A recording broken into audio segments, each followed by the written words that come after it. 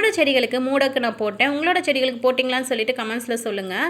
So இது போடுறதுனால என்னென்ன வந்து பெனிஃபிட்ஸ் நம்மளுக்கு இருக்குது அப்படின்னு சொல்லி பார்க்கலாம். மூடக்கு அப்படின்னா முல்ச்சிங் அப்படின்னு சொல்லுவாங்க. இது வந்து செடியோட வேர்பகுதியில் காஞ்ச இலைகள், அப்புறம் வைக்கோல், அப்புறம் கரும்போட சக்கை இதுகளெல்லாம் வந்து நம்ம போட்டு வச்சோம் அப்படின்னா இது வந்து மண்ணோட ஈரப்பதத்தை வந்து நல்லா மெயின்டைன் பண்ணும். நீங்கள் ஒரு தடவை தண்ணி விட்டாலே போதும், ஈவினிங் வரை நீங்கள் விட தேவையே கிடையாது. அடுத்த நாள் கூட நீங்கள் விடலாம்.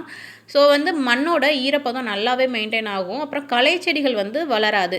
வெயிலில் செடிகளோட வேர்கள் வந்து சீக்கிரம் வெந்து போகாது, மணலும் சூடாகாமல் இருக்கும். ஸோ இதை போடுறதுனால மண்ணோட குவாலிட்டி இம்ப்ரூவ் ஆகும். எப்படின்னு கேட்டிங்கன்னா, மண்ணுக்கீழே இருக்கக்கூடிய மண்புழுவாக இருக்கட்டும் எல்லாமே வந்து வெயிலில் ரொம்பவே சிரமப்படும். ஸோ வந்து நம்ம இந்த மாதிரி போடும்போது அதுக்கு வந்து குளிர்ச்சியாகவே இருக்கும். ஸோ மண்ணோட குவாலிட்டி வந்து இம்ப்ரூவ் ஆகும்.